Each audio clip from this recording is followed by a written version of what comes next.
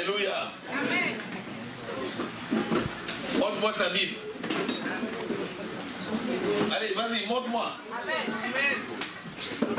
Alléluia. Amen. C'est important d'avoir la Bible et de lire dans sa Bible. Amen. Amen.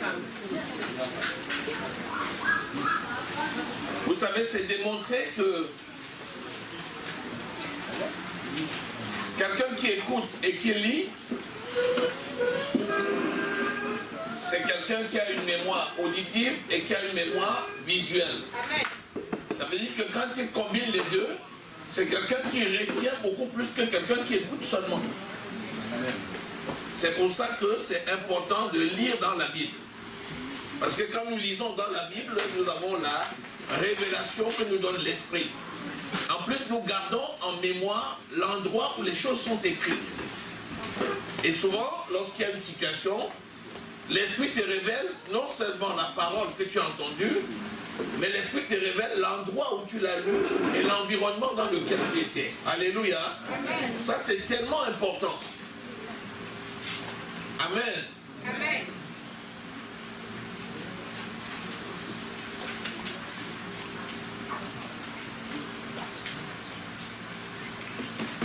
Glorifiez Dieu dans votre être entier. Amen. Glorifiez Dieu dans votre être entier. Amen. Alléluia. Amen. Vous savez, nous sommes la gloire de Dieu. C'est notre nature et notre état d'enfant de Dieu. Puisque c'est la présence de l'Esprit qui habite en nous, qui a fait de nous la gloire de Dieu. Donc nous sommes gloire parce que c'est notre nature et nous nous appelons gloire parce que c'est notre nom. Et le Dieu de gloire, c'est celui qui nous a appelés. C'est celui qui nous a choisis. Il nous a appelés et il nous a révélés. En sorte qu'aujourd'hui, nous sommes devenus gloire de Dieu. La parole de Dieu dit que personne n'a vu Dieu. Mais ce sont les enfants de Dieu qui font connaître Dieu. Lorsque le disciple demande à Jésus, dis-nous où est le Père? Il dit, mais depuis le temps que vous êtes avec moi, vous n'avez pas vu le Père? Celui qui m'a vu a vu Dieu. Pourquoi? Parce que Dieu est esprit. Alors que nous sommes non seulement des êtres spirituels, mais nous sommes encore dans un corps physique. Or, avec les yeux physiques, on ne peut voir qu'un corps physique. Nous étant la gloire de Dieu, nous sommes l'expression de sa présence dans chaque lieu où nous nous trouvons. C'est aussi pour ça qu'il dit que c'est au fruit que l'on connaît la qualité de l'arbre. Ceux qui attendent de voir Dieu, ils attendront longtemps. Ils ne verront pas. Seuls ceux qui comprennent que Dieu se manifeste au travers de ses enfants, c'est eux qui verront la gloire de Dieu manifestée au travers de ceux qui lui appartiennent. Ainsi, Dieu a voulu utiliser ses enfants pour faire connaître sa gloire. Dis, je suis la gloire de Dieu. Je suis la gloire de Dieu. Je m'appelle gloire. Je m'appelle gloire. Parce que mon Père, c'est le Dieu de gloire. Parce que mon Père, c'est le Dieu de gloire. Je fais connaître la gloire de Dieu. Je fais connaître la gloire de Dieu. Partout où je me trouve. Partout où je me trouve. Au nom de Jésus. Au nom de Jésus. Amen. Amen. Acclame très fort le Dieu de gloire.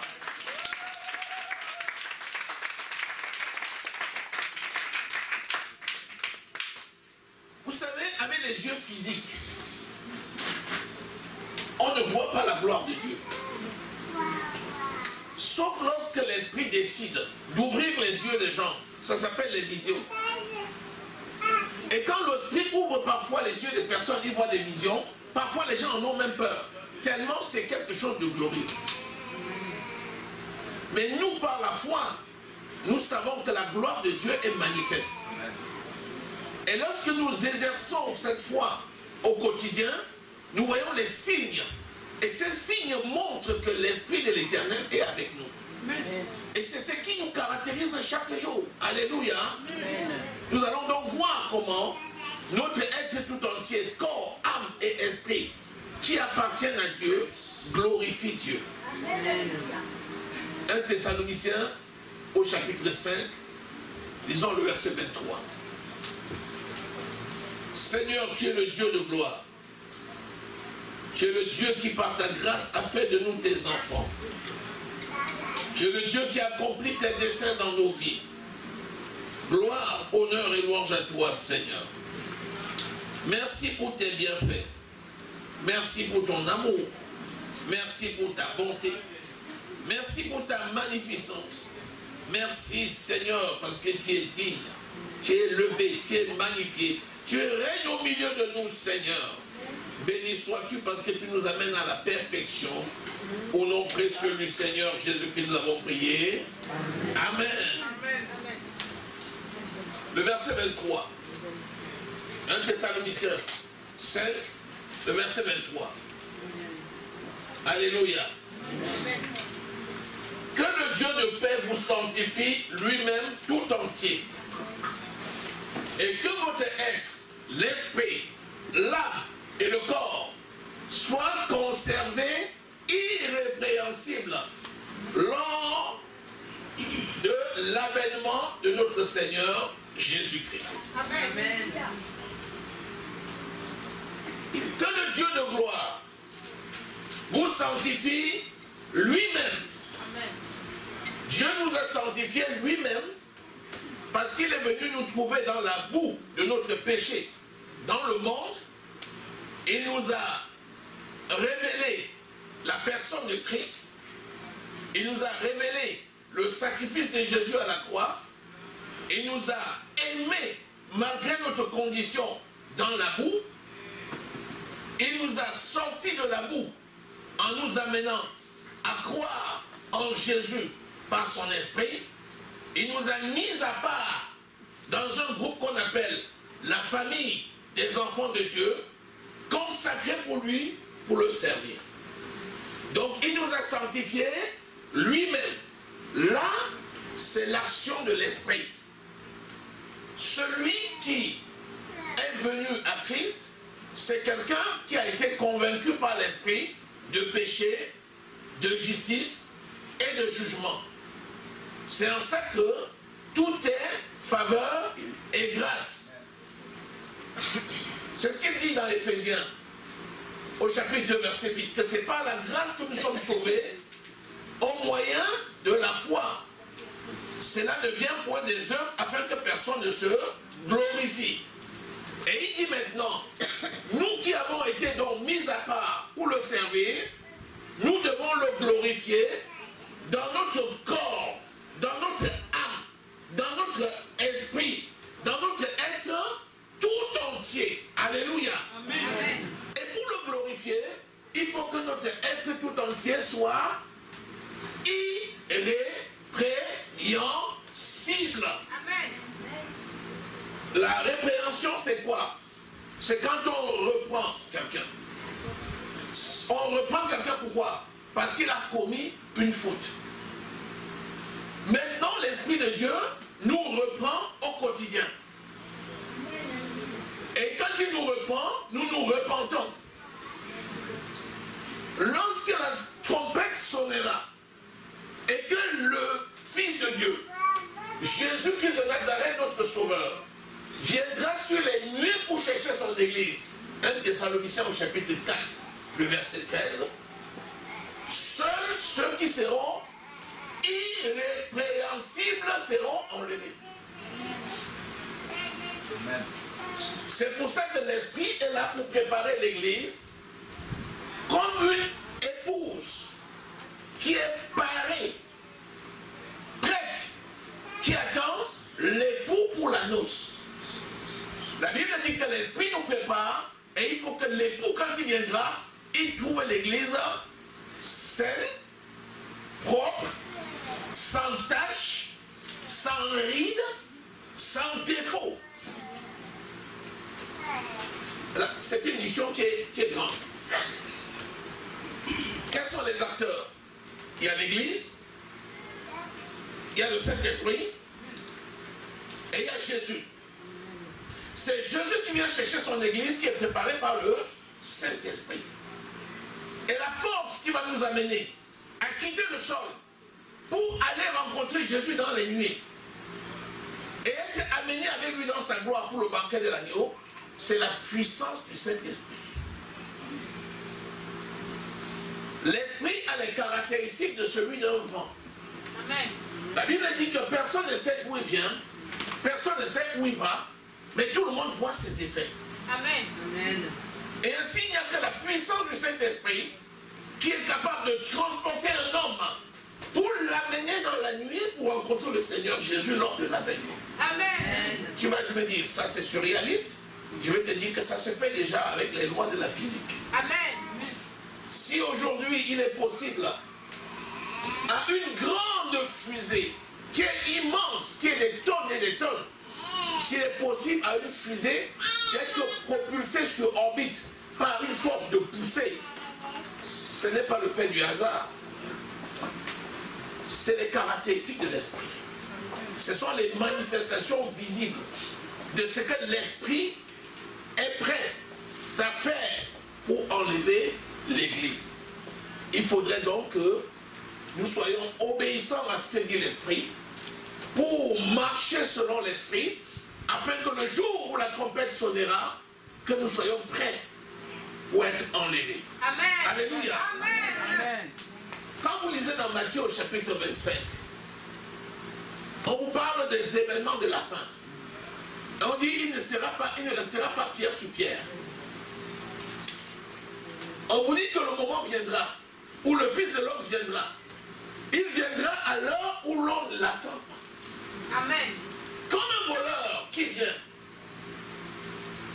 Et dit, si quelqu'un dans la maison savait à l'heure que le voleur viendrait, il se préparerait. Et comme ça, le jour où le voleur entre, il va l'attraper. Mais si tu ne sais pas à quel moment le voleur arrive, tu dois être constamment prêt. Pour que n'importe quel moment, si le voleur arrive, que tu mettes la main sur lui. La parole de Dieu dit que lorsque Jésus viendra pour enlever son église, ça sera exactement comme au temps de Noé. Les gens seront en train de se réjouir, Amen. de marier leurs enfants, de se marier. Ils seront dans la joie et dans l'allégresse du monde lorsque la trompette sonnera. Ça veut dire qu'il y aura beaucoup de surprises. Mais le Saint-Esprit est là et sa voix est audible. Apprenons donc à consacrer notre être tout entier, corps, âme et esprit à Dieu, afin que par la puissance de l'Esprit, nous soyons préparés pour l'avènement de notre Seigneur Jésus-Christ. Est-ce que quelqu'un est d'accord avec moi? Acclamez le Seigneur. Je ne sais pas si tu es d'accord avec moi.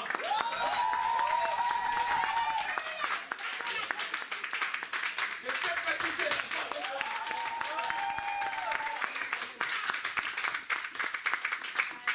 Amen. Amen.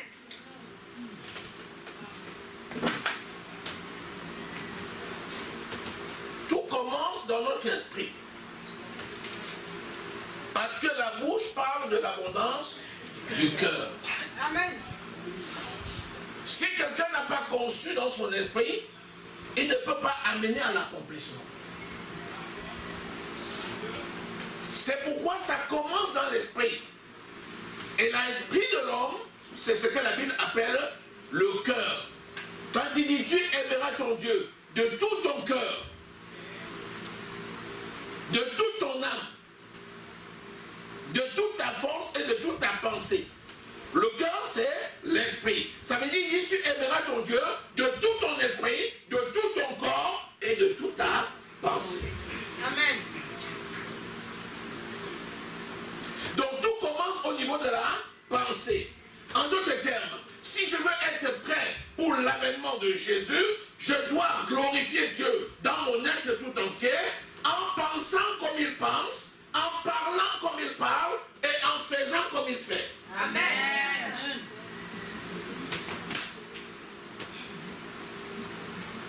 il y a 3 niveaux sur lesquels nous devons travailler pour être constamment en harmonie avec le Saint-Esprit, pour être prêt pour l'avènement du Seigneur. Le premier niveau, c'est la pensée. La pensée. Parce qu'un être humain, c'est un être spirituel qui a un esprit. Cet esprit habite dans un corps que nous voyons. Au niveau du corps, il y a un endroit où nous recevons les informations qui viennent de l'extérieur. Cet endroit-là s'appelle l'âme. Donc quand on te voit, tu as les yeux, tu as les oreilles pour entendre, les yeux pour voir, le doigt pour toucher, la langue pour goûter, et tu as lui pour écouter les odeurs. L'ensemble de ces informations qui viennent de l'extérieur, ça va arriver à toi et ça va se stocker à un endroit qu'on appelle l'âme. Donc le corps physique, c'est celui qu'on touche, que l'on voit.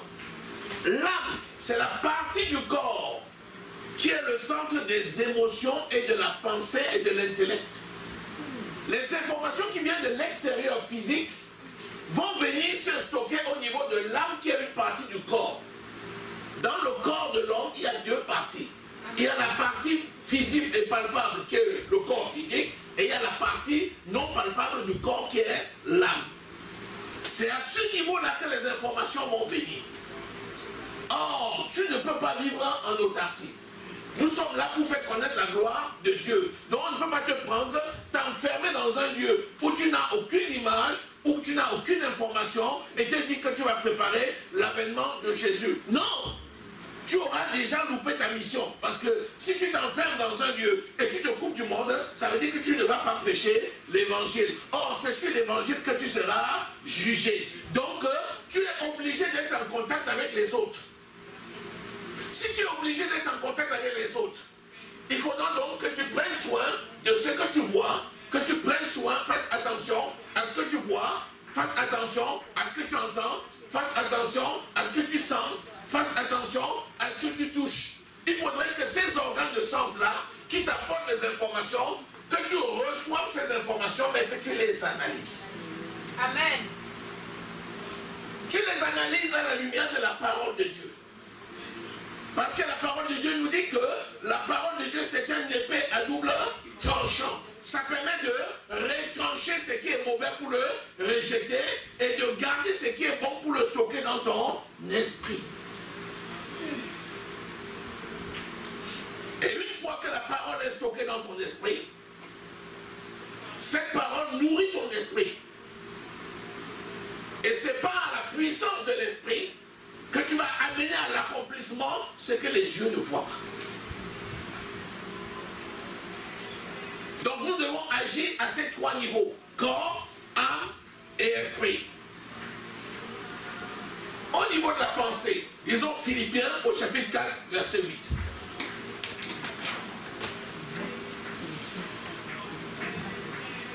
La pensée. Qu'est-ce que nous recevons comme information? Qu'est-ce que tu regardes? Qu'est-ce que tu entends? Qu'est-ce que tu goûtes? Qu'est-ce que tu touches? Qu'est-ce que tu sens? C'est à ce niveau-là que le tri va se faire. Amen. Au reste, frère, que tout ce qui est vrai, la vérité, ce qui est honorable, l'honneur, ce qui est juste, la justice, ce qui est pur, la pureté divine, ce qui est aimable, l'amour, ce qui mérite l'approbation de Dieu, ce que Dieu approuve, ce qui est vertueux, c'est quoi? C'est l'excellence morale. Et ce qui est digne de louange, la louange qui est l'adoration que nous donnons à notre Dieu, soit l'objet de vos pensées.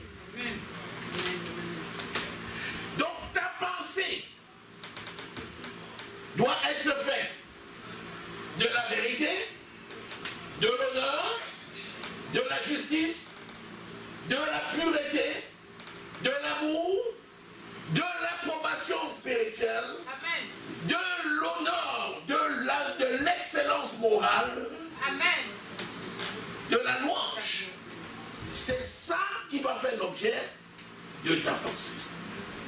Allez-y voir maintenant, entre tout ce que nous regardons à la télé, entre tout ce que nous entendons, entre tout ce qu'on nous dit, allons-y voir maintenant comment faire pour que notre pensée soit faite de ces éléments et non de l'impudicité, et non de l'impureté, et non du mensonge, et non de la médisance, et non de la haine, et non de toutes ces choses, sans compter tout ce qui distrait.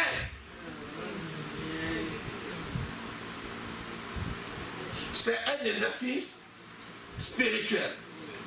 La première chose, c'est la sélection des sources. Amen. Comme je sais que les informations viendront de toutes les façons, je vais faire ce qui est en mon pouvoir, au moins pour sélectionner les sources. C'est-à-dire, tout ce que je connais comme étant source qui ne glorifie pas Dieu, et que j'ai la capacité de bloquer, je vais commencer par bloquer. Amen. Ça veut dire qu'il y a des émissions que je ne regarderai pas. Amen. Ça veut dire qu'il y a des livres que je ne lirai pas. Amen. Ça veut dire qu'il y a des fréquentations que je vais éviter. Amen. Ça veut dire que tout ce que je sais déjà comme étant une source qui est anormale, je vais mettre un terme à cette source. Amen. La deuxième chose que je dois faire, c'est les sources qui viennent à moi et qui ne sont pas glorieuses, je dois les fuir. Amen. La première chose, j'ai dit, tu peux toi-même couper les sources. Je vais vous dire quelque chose. Quand je suis arrivé en France, par rapport à mes études et par rapport à mon statut, j'avais rencontré un médecin ici au tout début. Chaque fois que j'étais en contact avec lui, quand il ouvrait la bouche, c'était pour me dire comment c'est impossible de travailler en France. Chaque fois que j'étais avec lui, il dit, ah, vraiment, c'est bon, les gens ici, c'est dur, hein? Je ne sais pas comment tu vas faire pour travailler. C'était tout ce qu'il me disait. Un jour, je rencontre quelqu'un d'autre qui me dit, nous sommes passés par le même chemin que toi. Il n'y a pas de raison que tu n'arrives pas. Amen. J'ai dit, mais attends, il y a deux discours là. Qu'est-ce que j'ai fait? J'ai arrêté les conversations avec celui qui passait le temps à décourager. J'ai commencé à écouter la personne qui me disait ce qu'il faut faire. Et j'ai commencé à lui dire, maintenant, dis-moi, comment tu as fait? Et il a dit, je vais te dire comment il faut faire. Amen. Et c'est les conseils de cette personne qui m'ont permis de passer les différents concours, parce qu'il m'a donné les stratégies qui m'ont permis de valider tous mes diplômes et de pouvoir travailler en bonne et due.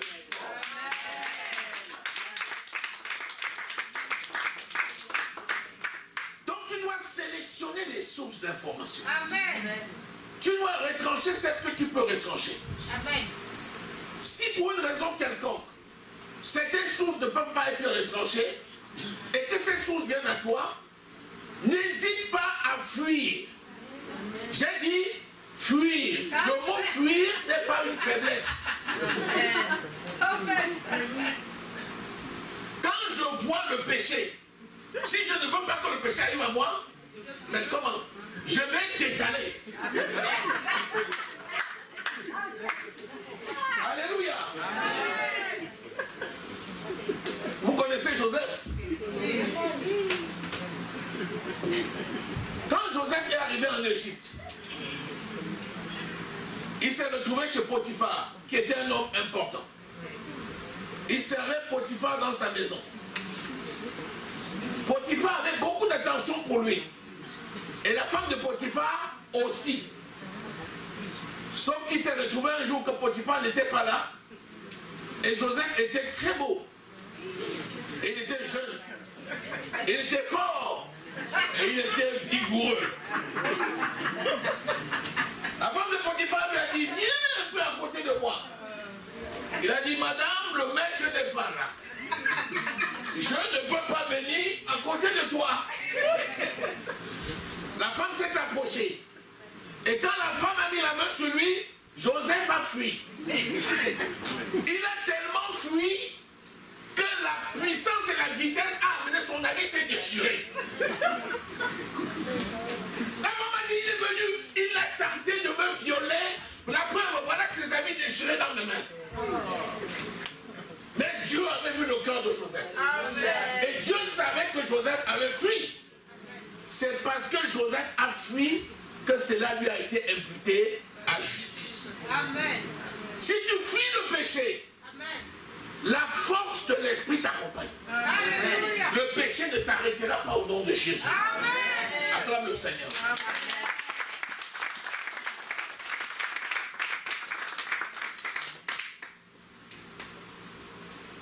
Nous sommes dans ce monde, mais nous ne sommes pas de ce monde. Alléluia. Quand Jésus dit ça, c'est tout dire. Ça veut dire, qu'importe, tu es dans ce monde pour une mission.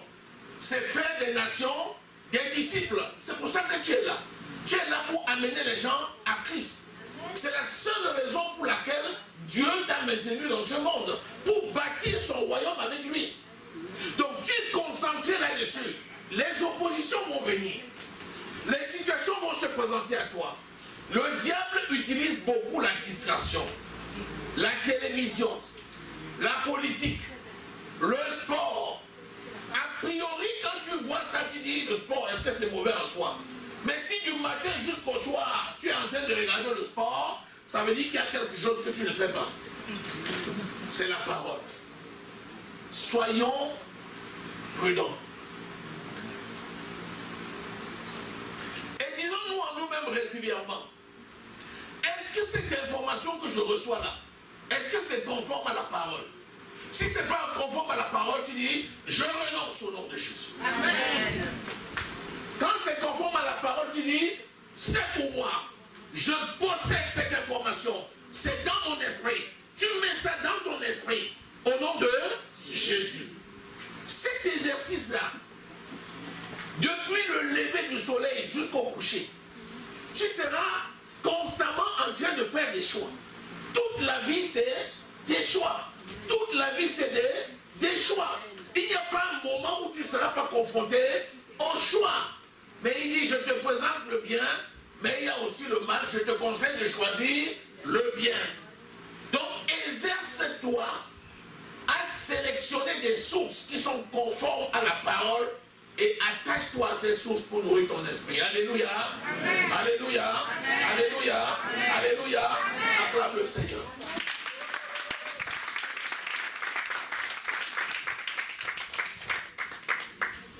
Tout ce qui constitue la pensée là, la pensée de Dieu, tu dois noter, t'exercer, rechercher ces caractères-là dans toutes les informations que tu as.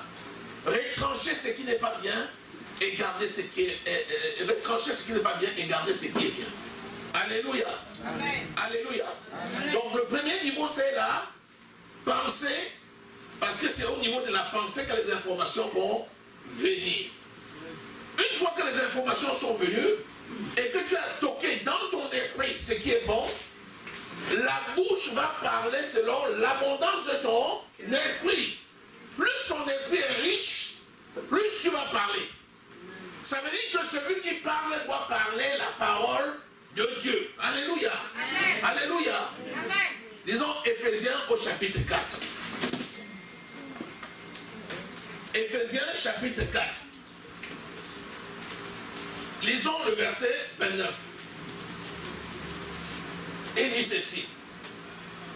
Qu'il ne sorte de votre bouche aucune parole mauvaise. Amen. Qu'il ne sorte de votre bouche aucune parole mauvaise. Amen. Mais s'il y a lieu,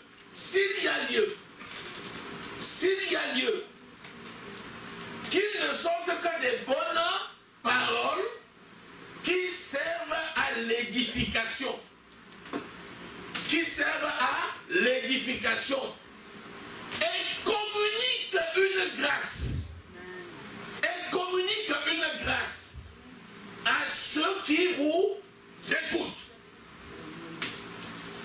Est-ce qu'une mauvaise parole peut sortir d'un bon cœur? Non. Est-ce qu'une mauvaise parole peut sortir d'un bon cœur? Non. Plus que la bouche parle de l'abondance du cœur. Ça veut dire que si la source au départ, la sélection est bonne, et que dans ton esprit tu n'as stocké que ce qui est conforme à la parole, lorsque tu vas ouvrir la bouche, il ne va couler que des paroles de vie. Il dit qu'il ne sorte de votre bouche aucune parole mauvaise. Virgule, mais, virgule, s'il y a lieu. Ça veut dire que dans certains cas, il vaut mieux ne pas parler. Parfois, tu ne dis pas une parole mauvaise, mais tu ne parles pas non plus. Tu te tais. Au lieu de dire des bêtises, tais-toi. Tu dis vraiment, vraiment, vraiment.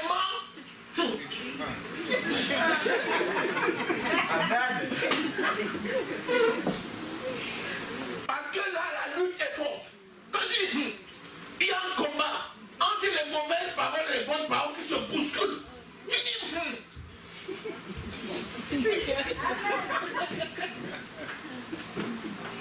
au lieu d'ouvrir la bouche et de dire des bêtises, ils vont mieux t'arrêter au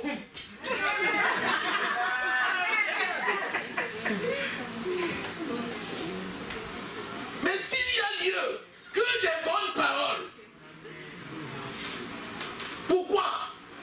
Qui servent à l'édification. La parole, c'est un instrument pour construire. L'édification, c'est quand on bâtit. Si tu veux bâtir un mur, il faut qu'on t'apporte les parpaings, le ciment, le fer.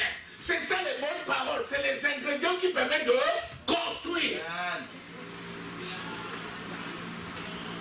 Parle pour dire ce qui construit. Amen. Ne parle pas pour dire ce qui tue. Amen. Alléluia. Amen. Il dit quelques bonnes paroles qui servent à l'édification. C'est toi qui t'édifies et qui communique la grâce. Ça veut dire qu'il ne sort de ta bouche que des paroles de grâce. Ça veut dire que tu deviens une bénédiction pour celui qui t'écoute. Et ainsi tu te bâtis et tu bâtis les autres. Alléluia. Alléluia. Alléluia. Est-ce qu'il y a quelqu'un ici qui m'écoute? Est-ce qu'il y a quelqu'un qui m'écoute? Acclame le Seigneur. Alléluia. Quand tu dis je suis faveur et grâce, quelqu'un croit que faveur et grâce c'est seulement les autres par rapport à toi. Tu es grâce parce que tu communiques les grâces. Amen. Si tu dis à quelqu'un que tu communiques les grâces, il dit mais comment? Tu écoutes. Les paroles que tu dis, ce sont des paroles d'édification et qui communiquent la vie. Amen. Alléluia. Amen. Béni soit le Seigneur. Amen. Amen. Amen. Amen. Amen. Éphésiens au chapitre 5. Disons le verset 4. Qu'on entende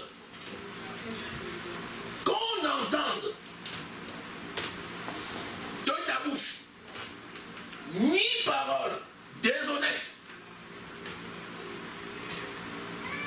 ni propos insensés. Là, c'est entendre. Elle dit, je passais, j'ai entendu quelque chose, je me tourne.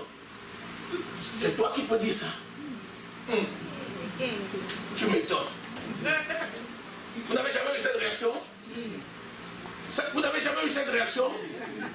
Tu as une telle confiance en quelqu'un, après il dit quelque chose. Qu'est-ce qui t'arrive? C'est toi qui dis ça?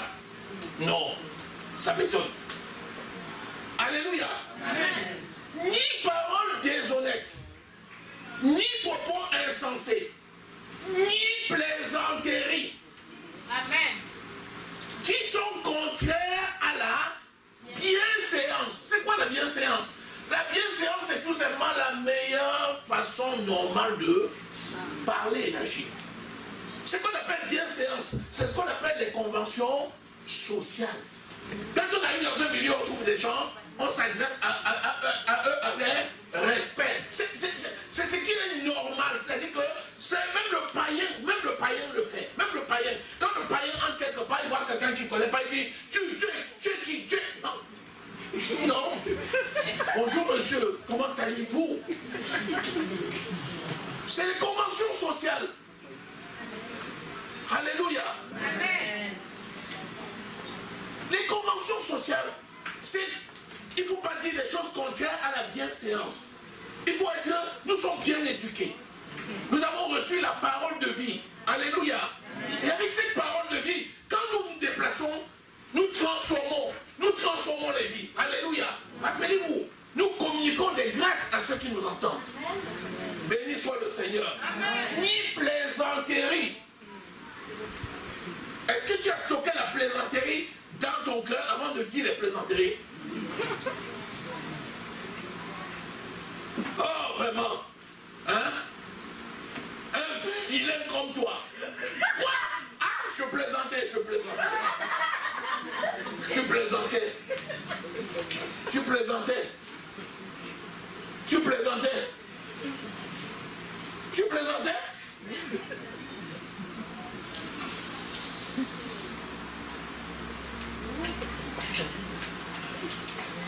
Voilà. Tu ne seras jamais rien. Ah non, je blaguais.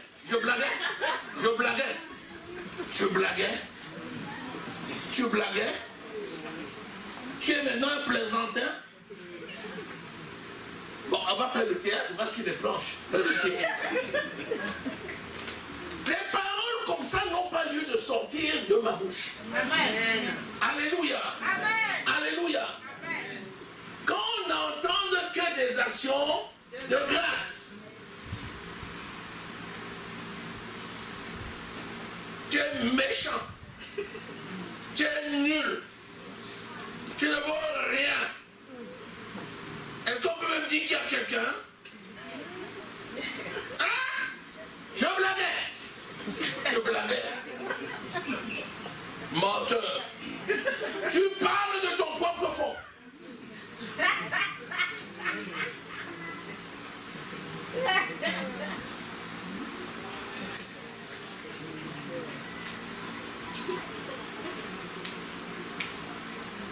Amen. Alléluia. Amen. Alléluia. Amen. La parole parle et je te dirai qui tu es. Parle et je te dirai qui tu es. Parle, je vais te situer sur le plan de la croissance spirituelle, je vais te dire ton niveau.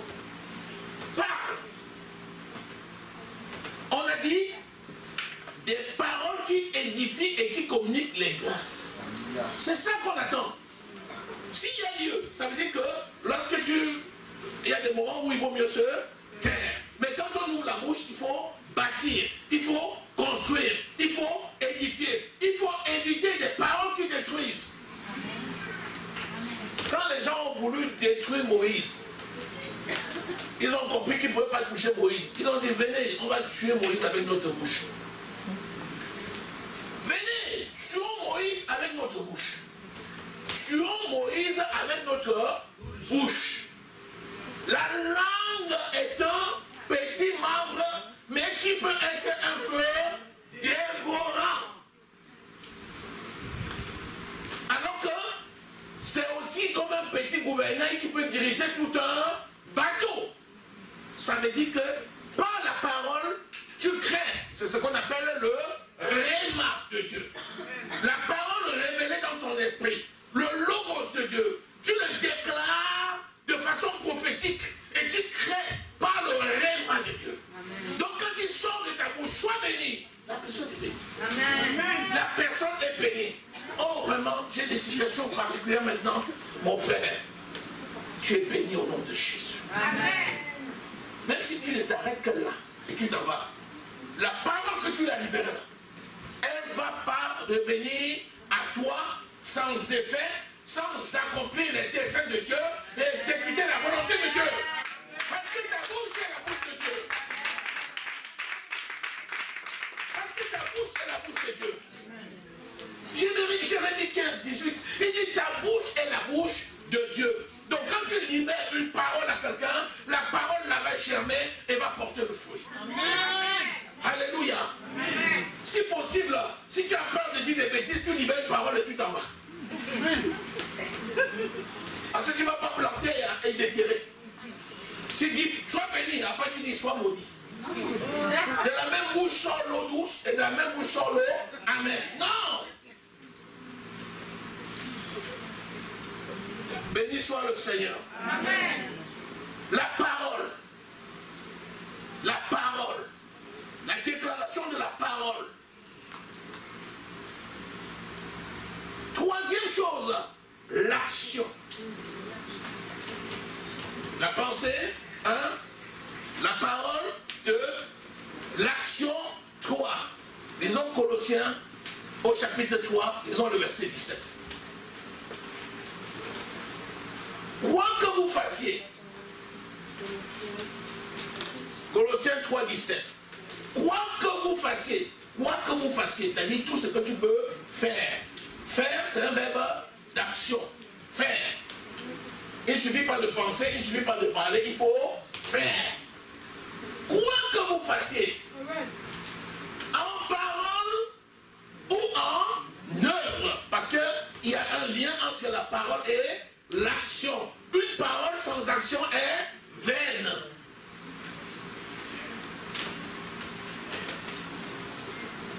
Faites tout au nom du Seigneur Jésus. Amen. En rendant par Jésus des actions de grâce à Dieu. Donc, quand tu commences à agir, c'est je fais au nom du Seigneur Jésus. Je ne fais pas en mon propre nom. Tout ce que tu fais en ton nom, c'est pour être vu. C'est de l'orgueil. Et ça précède la chute. Ce que tu as dit, fais-le. Mais fais-le au nom de Jésus. Parce que c'est au nom de Jésus que tu apportes des actions de grâce à Dieu, le Père. Amen. Tout. Fais-le au nom de Jésus. C'est pour ça que tu fais les choses de bon cœur. Amen. C'est pour ça que quand tu agis pour le Seigneur, tu agis de bon cœur au nom de Jésus. Amen. Si je vis, ce n'est plus moi qui vis, c'est Jésus-Christ qui vit en moi. Alléluia. Amen. Alléluia. Amen. Alléluia. Amen. Fais tout au nom de Jésus.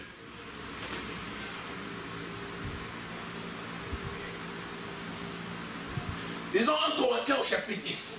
Amen. 1 Jean au chapitre 3. Là, nous parlons de l'action. Amen. Amen. 1 Jean au chapitre 3. Lisons à partir du verset 4. Il dit ceci. Quiconque pêche transgresse la loi, et le péché est la transgression de la loi. Or, vous le savez, Jésus a paru pour ôter le péché, et il n'y a point en lui de péché. Verset 6. Quiconque demeure en lui ne pêche point. Quiconque demeure en lui ne pêche point. Puisque le péché ne l'a pas vu et ne l'a pas connu. L'apôtre Jean dit que quelqu'un qui est en Christ ne peut même pas pécher. Parce que la nature du péché n'est pas en lui. Puisque chaque fois que le péché arrive, l'Esprit de Dieu est un pare-balles. L'Esprit de Dieu lui dit, c'est mauvais, il fait stop. Et donc ce n'est jamais comptabilisé comme un péché. Parce que devant tout ceci, il a annulé. Alléluia. Amen. Il dit, petits enfants, verset 7, que personne ne vous séduise. Celui qui pratique la justice est comme lui-même est juste. Celui qui pratique la justice est juste comme lui-même est juste. Ça veut dire que nous sommes justice de Dieu. Notre nom est justice. Ça veut dire qu'en nous, il n'y a pas de condamnation. Amen. Alléluia. Amen. Donc, ne sors jamais de ta bouche une parole qui condamne.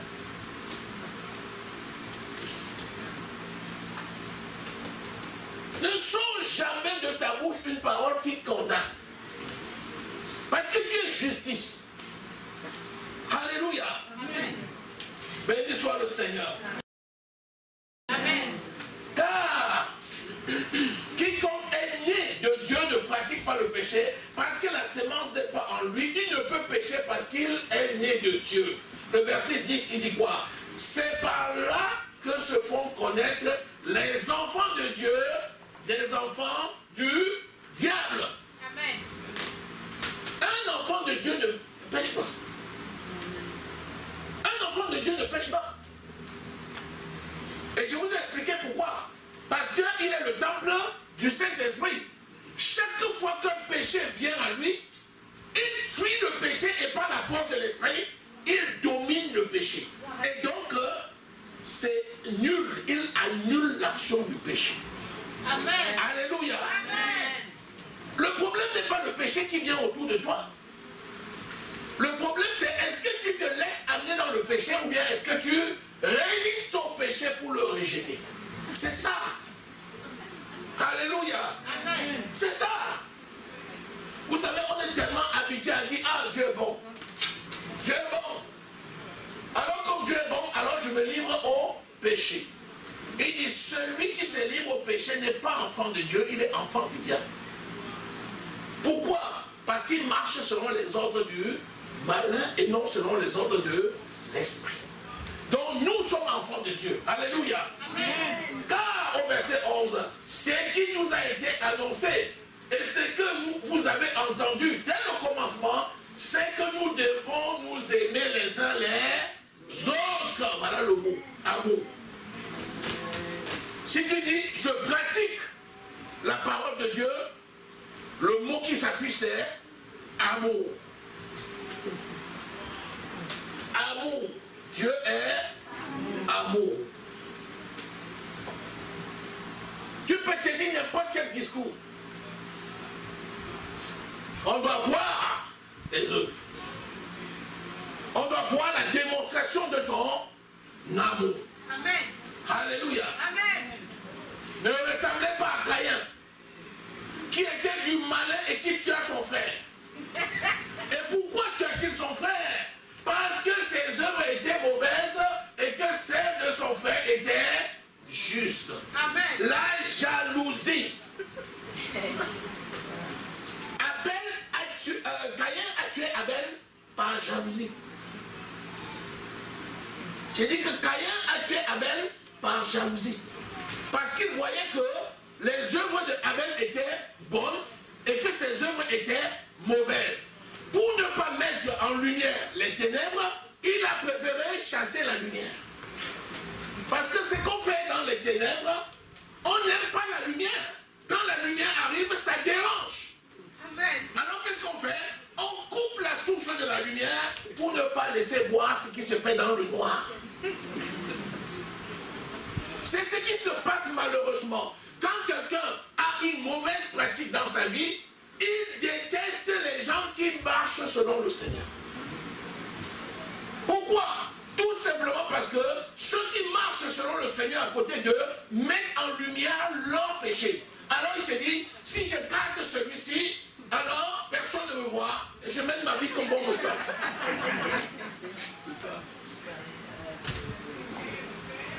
Qui es-tu pour regarder ma vie? Occupe-toi de tes affaires. Tu en fais trop. Tu veux qu'on te voie. Tu veux montrer que tu es plus saint que qui? Et on écoute ce discours-là. Et ça n'a pas lieu d'être. Parce que nous sommes les membres d'un même corps. Alléluia. Et chacun a reçu quelque chose de particulier. Dis Amen. Amen.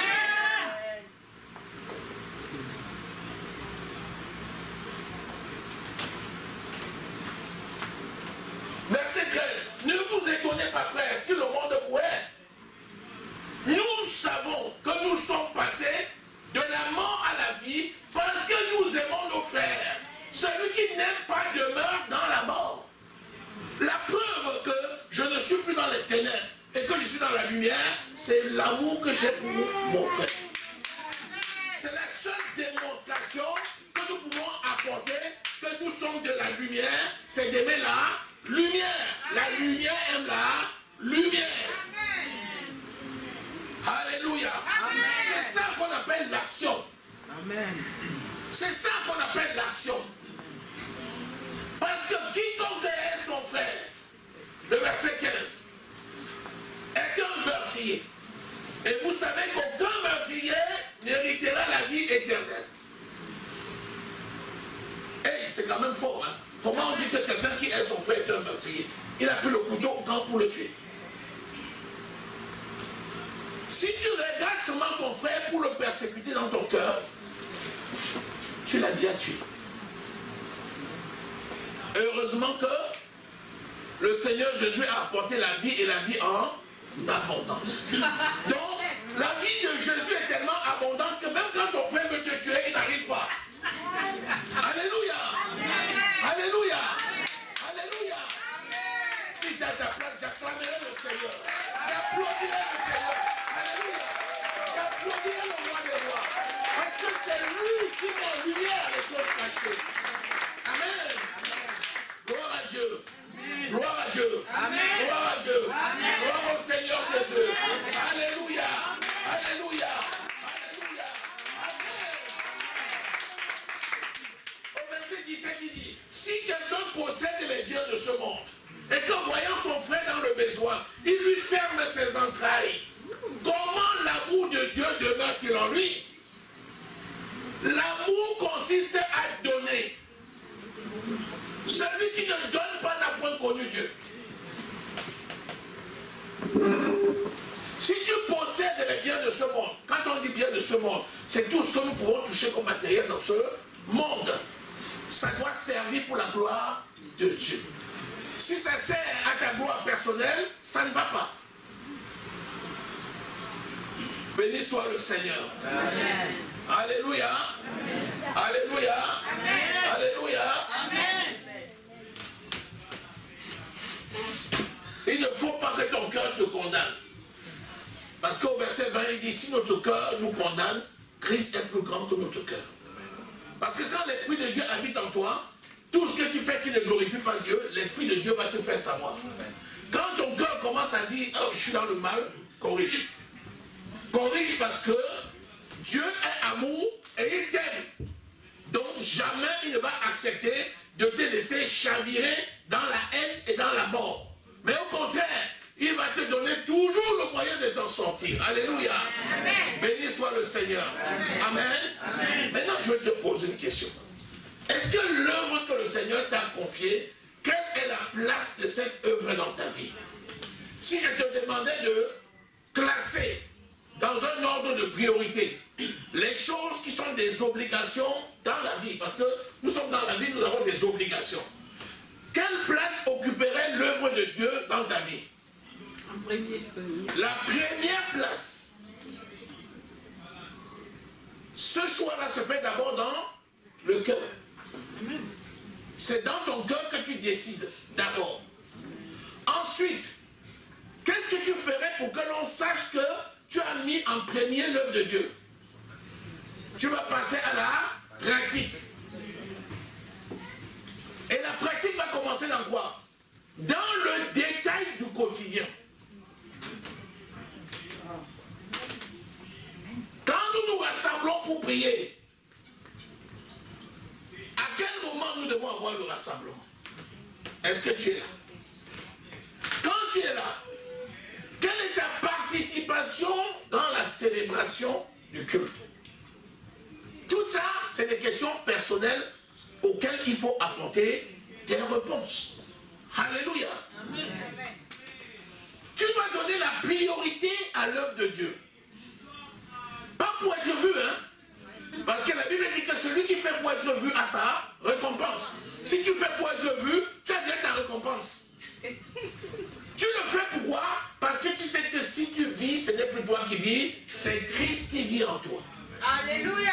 Alléluia. Amen. Alléluia. Amen. Alléluia. Amen. Écoute, si tu fais ainsi, et que les trois choses que nous avons dit, au niveau de la pensée, au niveau de la parole et au niveau de l'action, si tu prends ces trois choses et tu les mets en pratique, bon et fidèle serviteur, entre dans la joie de ton maître. Et celui qui t'a appelé ne t'abandonnera jamais. Il a déjà accompli l'œuvre de la croix une fois. Il ne va pas recommencer. Mais ce que le Seigneur attend, c'est que tous ceux qui sont appelés et qui ont reçu l'appel de Jésus, qu'ils soient prêts pour le jour de l'avènement du Seigneur. Parce que le jour où le Seigneur vient, s'il laisse quelqu'un d'entre nous, ça va être terrible. À quoi aurait-il servi que j'ai vécu si le jour de l'avènement de mon roi, je suis absent? Vous connaissez la parabole des vierges, Matthieu 25. Elles étaient 10 vierges. Vierge, ça veut dire quoi? Ça veut dire qu'elles s'étaient préservées et elles attendaient l'époux pour la noce. Ça veut dire les enfants de Dieu. Et comme le maître tardait à venir, les gens disent, oh, vous parlez de Jésus, depuis le temps qu'on dit qu'il arrive, il arrive quand? Chaque jour on dit, les jours sont proches, les signes sont là, mais il n'est toujours pas venu. Allons nous amuser un peu, on a le temps de revenir. Le temps que tu dis que tu vas aller t'amuser pour revenir, le maître va venir. Les saints folles n'avaient plus de pétrole dans leur lampe, parce qu'elles n'avaient pas prévu assez de pétrole. Elles se sont dit aux 5 autres sages, donnez-nous un peu de pétrole, nous n'en avons plus. Les sages ont dit, ah, si nous vous donnons le pétrole à vous qui n'en avez pas, à la fin, personne de nous n'aura le pétrole. On risque de sortir tous, et quand le maître va venir, il ne trouvera personne. Elle dit, allez en acheter. Il y a le vendeur qui est là en face. Elles sont sorties pour aller acheter, et à leur retour, la porte était fermée. Ne soyons pas de ceux-là au nom de Jésus-Christ. Amen. Soyons vigilants. Glorifions Dieu dans notre être tout entier. Corps, âme, esprit. Alléluia. Est-ce que tu es d'accord avec moi? Est-ce que tu es béni? Acclamons le Seigneur. Acclamons le roi des rois et le Seigneur des seigneurs. Pour finir, déclare avec moi cette parole. Amen. Merci mon Dieu. Merci mon Dieu. Pour le sacrifice de Jésus à la croix. Pour le sacrifice de Jésus à la croix. J'ai accepté Jésus comme Seigneur et Sauveur de ma vie. Comme Seigneur et Sauveur de ma vie. Si je vis, ce n'est plus moi qui vis, c'est Christ qui vit en moi. Ainsi, je pense comme Christ pense. Je parle comme Christ parle. J'agis comme Christ agit. Tous les jours de ma vie. Au nom de Jésus. Amen.